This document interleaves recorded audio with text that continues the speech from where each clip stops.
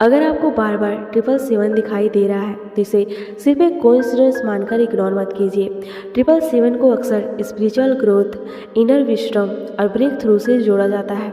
इसका एक खूबसूरत मैसेज है, आप सही डायरेक्शन में आगे बढ़ रहे हैं, भले ही आपको अभी इसका रिजल्ट दिखाई ना दे रहा हो।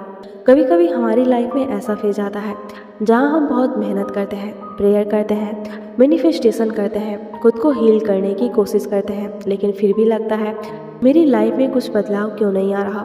अगर आप भी ऐसा महसूस कर रहे हैं तो 777 आपको एक रिमाइंडर दे सकता है। हर बदलाव पहले अंदर से शुरू होता है, बाद में बाहर दिखाई देता है। हो सकता है आपकी सिचुएशन अभी भी वैसी हो, लेकिन आप पहले जैसे नहीं रहे।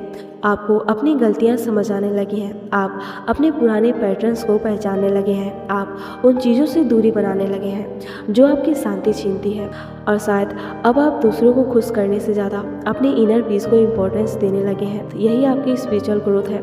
स्पिरिचुअल ग्रोथ का मतलब यह नहीं कि आपकी लाइफ में प्रॉब्लम आना बंद हो जाएगी। इसका मतलब है प्रॉब्लम के बीच भी आप खुद को संभालना सीख जाते हैं, हर चीज़ को कंट्रोल करने की कोशिश नहीं करते।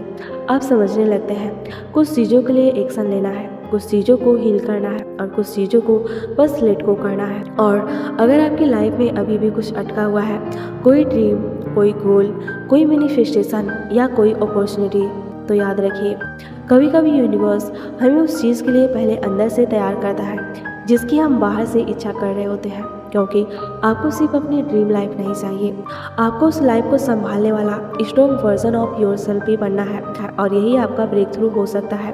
ब्रेक थ्रू हमेशा अचानक मिलने वाली सक्सेस से नहीं होती।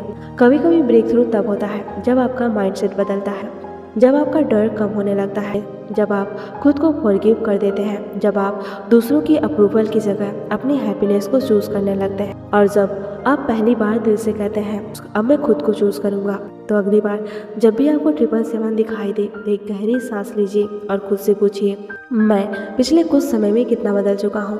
शायद आप पहले से ज़्यादा स्ट्रॉन्ग हैं, शायद आपने कुछ समझना शुरू कर दिया है, शायद आपने कुछ पुराने रिश्तों, हैबिट, फियर को रिलीज़ किया है, और शायद आपको अभी पता भी नहीं है, लेकिन आपका नेक्स्ट चैप्टर धीरे धीरे बन रहा है। मैं अपनी जर्नी पर भरोसा करता हूँ, मैं अपने पुराने फियर्स को रिलीज़ करता हूँ, मैं अपने इनर विजडम को सुनता हूँ, मैं अपनी ब्रेक थ्रू के लिए तैयार हूँ।